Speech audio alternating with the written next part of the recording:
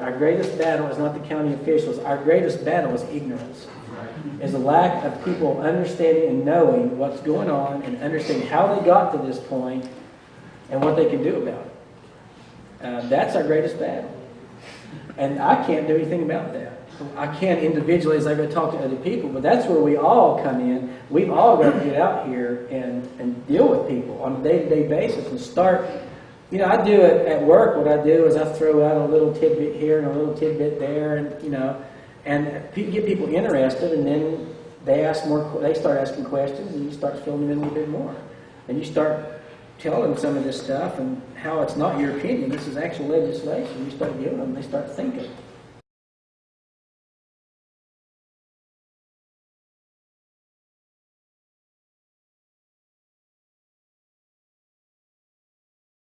So what will, I gave you a handout, what will the County Assembly be able to do? What will we be able to do? Let's just start at the top. We'll just go through it really quickly. It'll be able to provide stability by creating a community. Remember we talked about creating a community. By creating a community as people come together as one body to support local efforts. That's how you accomplish anything. Have you ever noticed in the states like North Dakota and places like that, when they have these huge floods, what happens to the community all of a sudden? People that didn't even talk to each other for 2 years, all of a sudden they're out there beside each other stacking sandbags and getting along just fine. You know, some people that didn't even like each other get to be friends again because something bad happened and they had to get out and work together. Now it's unfortunate that it takes such horrible circumstances to make that happen. But that's where we're at in America today. We don't have that sense of community anymore. We got to get that back. Let's not wait till the sky falls on us to get it. We don't have to be that ignorant. We can do better than that. I think we can. It also provides stability by leadership through tough economic and somewhat oppressive days. Now I put somewhat oppressive. Some people think it's extremely oppressive. So I worked as a Marine. I worked in several different countries, and that's why I put it like that, because I've seen oppression. I know what it looks like. And it's ugly. And it's mean, and it's nasty, and it's violent. And I've seen it. Right in my face, I've seen it. And we don't want that here, believe me. And we're headed in that direction too fast. Number 2, begin to build local economy by proactive local, state, interstate economy. Now,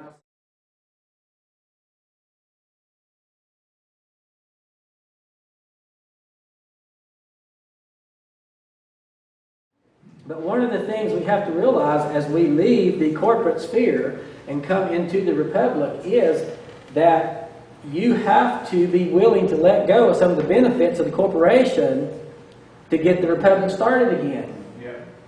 That's going to be a problem. That's going to be that's going to be a log in the road right there. I know for a lot of people. It's not for me because I grew up that way my whole life. My parents and I have never taken anything from the federal government or any government, state or local. As far as, extra monies or anything like that. We went through hard times back in West Virginia when the coal mines shut down. We didn't have anything. Hardly anybody did. And we never took money. We never got welfare. They offered it to us. They offered us free school lunches and all that stuff. And I'm not faulting people who had to do it. But we had a little farm. We grew our own food and we didn't need it. God provided everything we needed. I mean, we just worked a little harder and we were fine. It was fine. And isn't that the spirit that built this nation in the first place? Don't you want to do something for yourself? I can't believe there's that many people in this country, but there are that just don't want to do things for themselves anymore. They want it handed to them. Well, I'm not like that. And I know the people that settled the Northwest are by reputation some of the toughest people in America. If you go back and study the history of the Northwest and the people that moved up here, they were tough people. They didn't ask for any help.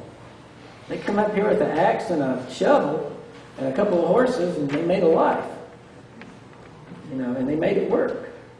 And that's we got to get back. I'm not saying we got to get back to living like that. We do need to have a little bit of that mentality and that spirit so we can go forward and not worry about having to be spoon-fed like a baby for the rest of our lives.